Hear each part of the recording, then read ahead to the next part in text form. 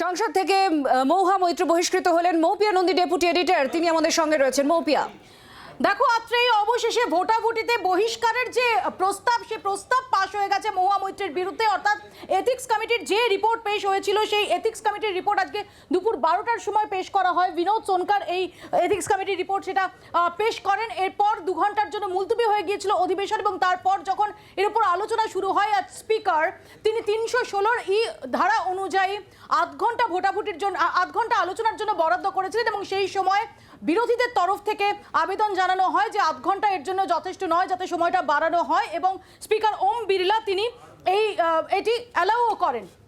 প্রথম থেকে যেটা জল্পনা চলছিল যে মহুয়া মৈত্র, তাকে কি বলতে দেওয়া হবে। সূত্রের খবর ছিল যে মহুয়া মৈত্রকে আজকে বলতে দেওয়ার পক্ষে অনুমতি দেবেন না স্পিকার, শেষ অবধি সেটাই দাঁড়ালো। এবং এক্ষেত্রে খুব ইন্টারেস্টিং হয়ে গেল আজকের এই আলোচনাটা, যেখানে দাঁড়িয়ে 2005 সালের যে ক্যাশ ফর কোয়ারিজ প্রসঙ্গ, সেই প্রসঙ্গ এলো। এবং সেখানে দাঁড়িয়ে সোমনাথ চট্টোপাধ্যায়, সেই সময় যিনি অধ্যক্ষ ছিলেন, তার প্রসঙ্গ এলো। এবং কংগ্রেস বা তৃণমূল কংগ্রেসের তরফ থেকে যেটা দাবি করা হচ্ছিল যে মহুয়া মৈত্রকে আত্মপক্ষ সমর্থনের সময় দেওয়া হোক। আমরা দেখলাম যে প্রহ্লাদ যোশী তিনি সদনকে স্মরণ করিয়ে দিলেন যে পশ্চিমবঙ্গ থেকে যিনি অধ্যক্ষ হয়েছিলেন সোমনাথ চট্টোপাধ্যায়, পশ্চিমবঙ্গেরই মানুষ, তিনি সেই সময় সেই 2005 সালে যে 10 জনকে বহিষ্কার করা হয়েছিল, সেই 10 জনকে তারা সদনে উপস্থিত থাকা সত্ত্বেও তাদের বলতে দেননি, বলার অনুমতি দেননি। এবং এই প্রসঙ্গ মনে করানোর সঙ্গে সঙ্গে স্পিকার ওম বিড়লা বলেন যে এটি পরম্পরা, এবং এই পরম্পরা অনুযায়ী সোমনাথ চট্টোপাধ্যায়ের মতো তার পূর্বসূরি যে প্রথা দেখিয়ে গেছেন, যে প্রথার সূচনা করে দিয়ে গেছেন, সেটা তিনি মেনে চলবেন এবং মহুয়া মৈত্রকে বলতে দেওয়া হবে না। এবং একই সঙ্গে আজকে দেখেছি আমরা যে যখন বিরোধীদের তরফ থেকে দাবি করা হচ্ছিল যে যেহেতু 106 পাতার রিপোর্ট এবং তার সঙ্গে অ্যানেক্সচার রয়েছে, সেখানে দাঁড়িয়ে যাতে 3-4 দিন সময় দেওয়া হয়। আমরা দেখেছি অধীর রঞ্জন চৌধুরী তিনি স্পিকারকে চিঠি দেন। শুধু তাই নয়, আজকে বলতে উঠেও তিনি আবেদন করেন স্পিকারের কাছে যে 3-4 দিন সময় যদি দেওয়া হয়, এবং 3-4 দিন সময় দিলে আকাশ ভেঙে পড়বে না, এমনটাই সওয়াল ছিল অধীর রঞ্জন চৌধুরীর পক্ষ থেকে। কিন্তু সেখানেও স্পিকার তিনি স্মরণ করিয়ে দেন যে এর আগে যখন শাসক পক্ষের তরফ থেকে প্রথমে স্মরণ করিয়ে দেওয়া হয় যে 2005 সালে একই দিনে, এবং সেই সময় ইউপিএ 1 সরকার ছিল, মনে করিয়ে দেওয়া হয় যে অধীর রঞ্জন চৌধুরী, মনীষ তিওয়ারিদের মনে করিয়ে দেওয়া হয়, কারণ মনীষ তিওয়ারিও বলেছিলেন যে আকাশ ভেঙে পড়বে না যদি 3-4 দিন সময় দেওয়া হয়। সেই জায়গায় দাঁড়িয়ে আজকে শাসক পক্ষের তরফ থেকে স্মরণ করিয়ে দেওয়া হয় কংগ্রেস প্রতিনিধিদের যে সেই সময় দাঁড়িয়ে যখন তাদের সরকার, তখন একই দিনে রিপোর্ট পেশ হয়েছিল এবং তার উপর আলোচনা করে একই দিনে বহিষ্কারের সিদ্ধান্ত হয়েছিল। অর্থাৎ এই দুটি ক্ষেত্রেই খুব তাৎপর্যপূর্ণভাবে 2005-এর রেফারেন্স উঠে এলো। শুধু তাই নয়, নির্দিষ্টভাবে মহুয়া মৈত্রকে আজকে বলার অনুমতি না দেওয়ার ক্ষেত্রে অনড় থাকলেন স্পিকার, এবং তিনি অনড় থাকলেন সোমনাথ চট্টোপাধ্যায়ের রেফারেন্স টেনে। আমরা এর পাশাপাশি কি দেখলাম যে অধীর রঞ্জন চৌধুরীর পর মনীষ তিওয়ারি তিনি জোরালো ব্যাট করতে শুরু করলেন মহুয়া মৈত্রের হয়ে, এবং তার যে আইনজীবীর 31 বছরের আইনজীবীর যে ক্যারিয়ার, সেই প্রসঙ্গ টেনে এনে তিনি এই সংসদের আজকে লোকসভার অধিবেশনকে কার্যত আজকে জাজ এবং জুরির সঙ্গে তুলনা করলেন, যেটাতে স্পিকার জানিয়ে দিলেন না, কোর্ট আলাদা, এটা কোর্ট নয়, এটা সংসদ। এবং মনীষ তিওয়ারির বক্তব্য ছিল, খুব দুটো ইন্টারেস্টিং পয়েন্ট মনীষ তিওয়ারি উল্লেখ করেছিলেন। এক হচ্ছে যে 316 ডি ধারা উল্লেখ করে তিনি বলেন যে এথিক্স কমিটির সুপারিশ করার ক্ষমতা রয়েছে, কিন্তু কোয়ান্টাম অফ পানিশমেন্ট, অর্থাৎ কেউ যার বিরুদ্ধে অভিযোগ তিনি দোষী কিনা সেটা নির্ধারণ করার ক্ষমতা রয়েছে, সুপারিশের ক্ষমতা রয়েছে, কিন্তু কোয়ান্টাম অফ পানিশমেন্ট সেটা এখতিয়ার এথিক্স কমিটির নেই। এবং একই সঙ্গে মনীষ তিওয়ারি আরেকটি প্রসঙ্গ উল্লেখ করেন 105 ধারা, যেটা অনুযায়ী সংসদের প্রতিটি সদস্যের যে ইমিউনিটি, যে রক্ষা কবচ, সেই প্রসঙ্গে জোর দিচ্ছিলেন। এবং আমরা দেখলাম যে মহুয়া মৈত্রের হয়ে যথেষ্ট ঝোড়ো ব্যাটিং করলেন মনীষ তিওয়ারি, যদিও দিনের শেষে সেই ব্যাটিংও কাজে লাগলো না। তৃণমূল কংগ্রেসের পক্ষ থেকে যখন সুদীপ বন্দ্যোপাধ্যায়, কল্যাণ ব্যানার্জিরা তারা তদবির করে যাচ্ছেন যে মহুয়া মৈত্রকে যেন বলার সুযোগ দেওয়া হয়। এর আগে অধীর রঞ্জন চৌধুরীর ক্ষেত্রে আমরা দেখেছি তিনি আবেদন করেছিলেন স্পিকারের কাছে যে এমনকি মৃত্যুদণ্ড প্রাপ্ত যিনি আসামি, তাকেও আত্মপক্ষ সমর্থনের সুযোগ দেওয়া হয়। একথা বিবেচনা করে মহুয়া মৈত্রকে আত্মপক্ষ সমর্থনের সুযোগ দেওয়া হোক। কিন্তু আমরা যেটা আগেই বললাম যে এক্ষেত্রে প্রহ্লাদ যোশী তিনি স্মরণ করিয়ে দেন সদনকে সোমনাথ চ্যাটার্জির প্রসঙ্গ। সোমনাথ চ্যাটার্জি 2005 সালে যাদের বিরুদ্ধে অভিযোগ ছিল, যাদের বহিষ্কার করা হয়েছিল, তারা সদনে উপস্থিত থাকা সত্ত্বেও তাদের বলার অনুমতি দেননি, এবং সেই রেফারেন্সই কার্যত স্পিকারের যে মূল পয়েন্ট সেটা হয়ে দাঁড়ায়। এবং তার উপর আধার করেই স্পিকার শেষ পর্যন্ত অনুমতি দিলেন না মহুয়া মৈত্রকে। এই সময় দাঁড়িয়ে তৃণমূল কংগ্রেসের যে সংসদীয় দল তারা একটা কৌশল নিয়েছিলেন যে তৃণমূল কংগ্রেসের প্রতিনিধির জন্য যে বরাদ্দ সময় সেটাতে তৃণমূল কংগ্রেসের পক্ষ থেকে তৃণমূল কংগ্রেসের মুখপাত্র হিসেবে মহুয়া মৈত্রই বলবেন, এরকম একটা কৌশল তারা নেওয়ার চেষ্টা করেন। কিন্তু সেই কৌশল কার্যত ধোপে টেকেনি, কারণ স্পিকার খুব কঠোর হাতে সেখানে বুঝিয়ে দিলেন যে অধ্যক্ষ হিসেবে তার যেটা ডিসক্রিশন সেই ডিসক্রিশন মেনে চলতে হবে, কারণ এই যে অধিবেশন চলছে লোকসভার মধ্যে তার সিদ্ধান্ত সেটাই চূড়ান্ত। এবং তিনি যখন নির্দেশ দিয়েছেন, তিনি যখন অনুমতি দেননি মহুয়া মৈত্রকে, মহুয়া মৈত্র বলতে পারবেন না। এক্ষেত্রে দাঁড়িয়ে কল্যাণ বন্দ্যোপাধ্যায় বলতে ওঠেন, এবং কল্যাণ বন্দ্যোপাধ্যায় আমরা জানি তিনিও পেশায় আইনজীবী, তিনিও দুধে আইনজীবী, তিনিও ঝোড়ো ব্যাটিং করার চেষ্টা করেন মহুয়া মৈত্রের হয়ে। এবং তার অন্যতম পয়েন্ট ছিল যে মহুয়া মৈত্রকে যদি বলার সুযোগ না দেওয়া হয় তাহলে খুব খারাপ একটা প্রেসিডেন্স তৈরি হবে। আমরা দেখলাম যে শাসক দলের পক্ষ থেকে খুব জোরালো সওয়াল করলেন ডক্টর হিনা গাভিট এবং নান্দুয়ারের সাংসদ হিনা গাভিট এবং অপরাজিতা সারেঙ্গি, যেখানে দাঁড়িয়ে আমরা দেখছিলাম যে আজকে যখন সংসদে প্রবেশ করছেন মহুয়া মৈত্র, সেখানে দাঁড়িয়ে তিনি তার মুখে নজরুল উচ্চারিত হয়েছিল, তার মুখে আরও একবার উঠে এসেছিল বস্ত্রহরণ প্রসঙ্গ। কারণ আমরা জানি যে 2রা নভেম্বর যে এথিক্স কমিটির মিটিংয়ে তাকে ডাকা হয়েছিল, এথিক্স কমিটির জিজ্ঞাসাবাদের মুখোমুখি তিনি হয়েছিলেন, মাঝপথেই তারা ওয়ার্কআউট করেন এবং বাইরে এসে মহুয়া মৈত্র তিনি অভিযোগ করেছিলেন যে তিনি বেরিয়ে আসতে বাধ্য হয়েছেন কারণ তাকে এমন কিছু ব্যক্তিগত অনভিপ্রেত প্রশ্ন করা হয়েছে যেগুলো তার যে প্রিভেসি, তার জন্য, তার মর্যাদার জন্য যেটা হানিকর। এবং এই প্রসঙ্গে ডক্টর হিনা গাভিটের খুব জোরালো সওয়াল ছিল যে আজকে দাঁড়িয়ে যে বিষয়টায় আলোচনা হচ্ছে সেটা সাংসদদের ইন্টিগ্রিটির প্রশ্নে, এবং সেখানে দাঁড়িয়ে আমরা দেখতে পাচ্ছি যে এই মুহূর্তে সোনিয়া গান্ধী, মহুয়া মৈত্র, সুদীপ বন্দ্যোপাধ্যায়রা তারা সংসদ থেকে বেরিয়ে চলেছেন। অপরূপা পোদ্দারদের দেখতে পাচ্ছি।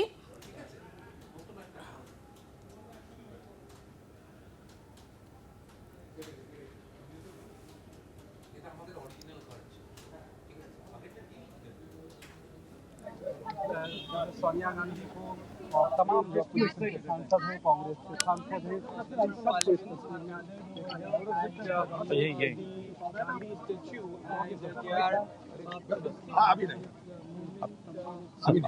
अभी ठीक है सर, आगे यह ठीक है दादा चलिए।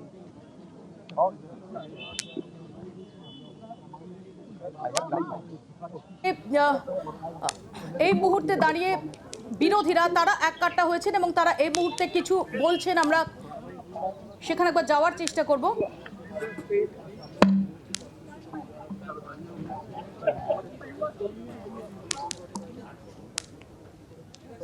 এবং ছবি দেখে স্পষ্ট যে মহুয়া মৈত্রের পাশে দাঁড়িয়েছেন স্বয়ং সোনিয়া গান্ধী এবং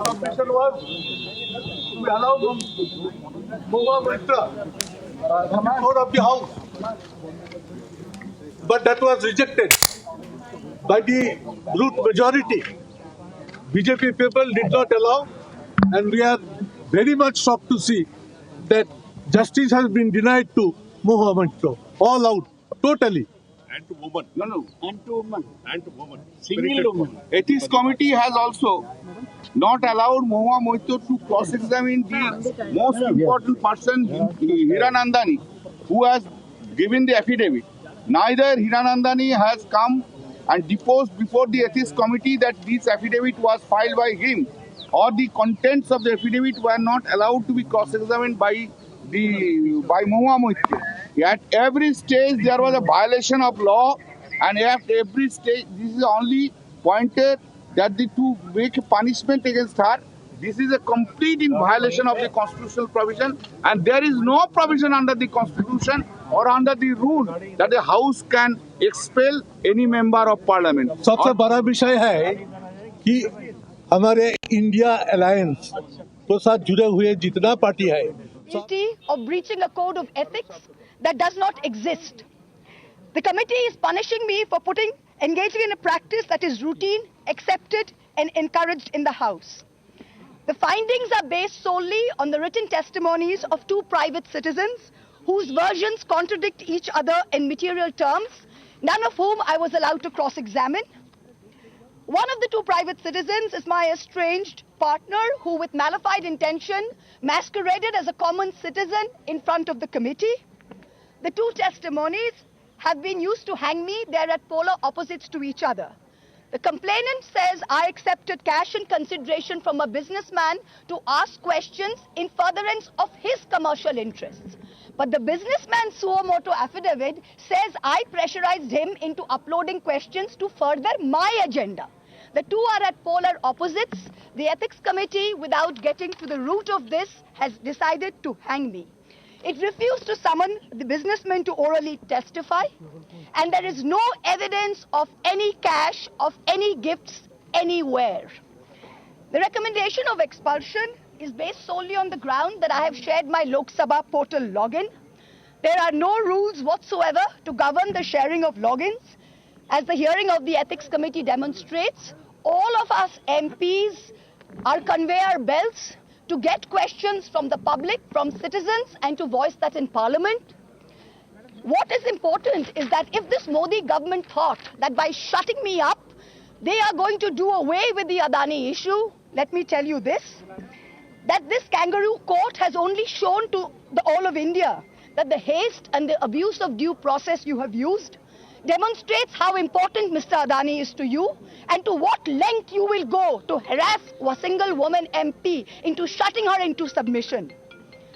Tomorrow the CBI will be sent to my house. I'm sure they will harass me for the next 6 months. But I would like to ask, what about the 13,000 crore coal scam of Mr. Adani that the CBI and the ED have not found place to look at? You tell me I have compromised national security with a login portal? Mr. Adani is buying all our ports, all our airports, and his shareholders are foreign professional investors, and the Ministry of Home Affairs is giving them clearance to buy all our infrastructure. Ramesh Biduri stands up in Parliament and says to Danish Ali, he's one of 26 Muslim MPs, only one of 26. In a country of 200 million Muslims, the BJP has 303 MPs and has not sent one Muslim to Parliament. Ramesh Biduri stood up and told Danish Ali, ye bhadwa, ye katwa, no action has been taken. Nothing has been taken. You hate minorities. You hate women. You detest Nari Shakti. You cannot handle power and authority. I'm 49 years old. I will fight you for the next 30 years inside Parliament, outside Parliament, in the gutter, on the streets. আদিম হিংস্র মানবিকতার যদি আমি কেউ হই, স্বজন হারানো শ্মশানে তোদের চিতা আমি তুলবই. We will see the end of you. Do not wonder. Punjab, Sindh, Gujarat, Maratha, Dravida, Utkala, Bongo. You don't have the Punjab. Sindh is not ours. Dravid is not yours. Utkal is not yours. Bongo is not yours. Where do you think you're going to rule us? Where do you think you get this brute majority from? The Ethics Committee has no power to expel. You have assumed the powers of a quasi-judicial authority and imposed a penalty on me that you have no power to do. You have disregarded due process, proportionality, and abused every tenet. This is the beginning of your end. जब नाश मनुष्य पर छाता है तो पहले विवेक मर जाता है. We're going to come back and we're going to see the end of you. So thank you very much. Thank you. আমরা শুনলাম মহুয়া মৈত্র, তিনি এখানেও আরো একবার দাবি করলেন যে তাকে আত্মপক্ষ সমর্থনের সুযোগ দেওয়া হয়নি এবং চূড়ান্তভাবে প্রতিহিংসা পরায়ণ হয়ে এই পদক্ষেপ নেওয়া হয়েছে এবং যেখানে দাঁড়িয়ে যে সংখ্যা গরিষ্ঠতার যে সুযোগ, সেই সুযোগ নিয়ে তাকে ভিক্টিমাইজ করা হয়েছে, এমন অভিযোগ আরও একবার উঠে এলো মহুয়া মৈত্রের গলায়। যে প্রসঙ্গটা আমি বলছিলাম মাত্রই, আমরা এই মুহূর্তে দেখতে পাচ্ছি যে ইন্ডিয়া জোটভুক্ত যে দলগুলি, তার সাংসদরা, তারা এই মহুয়া মৈত্র ইস্যুতে এককাট্টা হয়েছেন, কিন্তু আজকে এককাট্টা হয়েও মহুয়া মৈত্রের পক্ষে তারা অধিবেশনের যে ডিরেকশন সেটাকে তারা ঘোরাতে পারলেন না। এখানে দাঁড়িয়ে যেটা বলছিলাম যে ডক্টর হিনা গাভিট এবং অপরাজিতা সারেঙ্গি তারা খুব জোরালো সওয়াল করেন।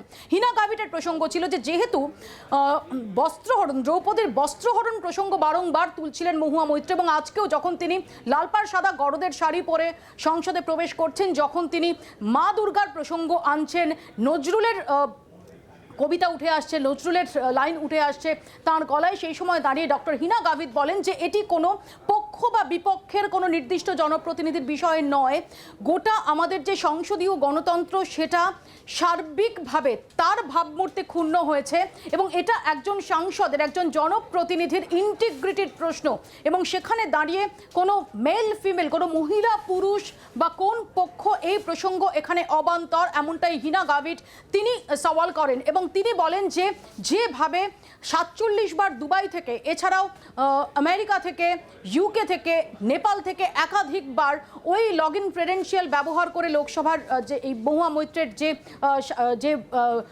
লগ ইন ক্রেডেনশিয়াল সেটা ব্যবহার করে যে পোর্টালে ঢোকা হয়েছে সেটা সার্বিকভাবে খুব সিরিয়াস একটা বিষয়।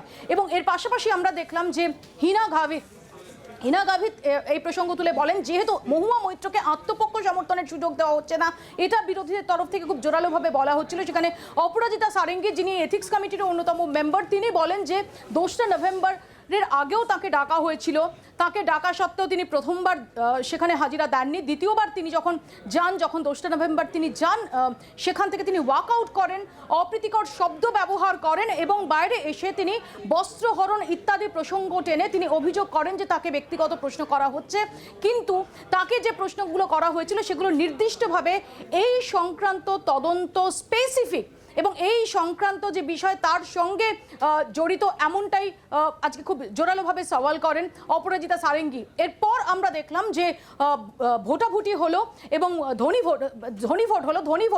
ধনী ভোটে মহুয়া মৈত্রের বিপক্ষে যায় এই প্রস্তাবের পক্ষে প্রস্তাব পাশ হয়ে গেল ধনী ভোটে এবং এর ফলে মহুয়া মৈত্র তিনি বহিষ্কৃত হলেন আর তাকে বহিষ্কারের যে প্রস্তাব সেটা পাশ হয়ে গেল লোকসভায়। আত্রেই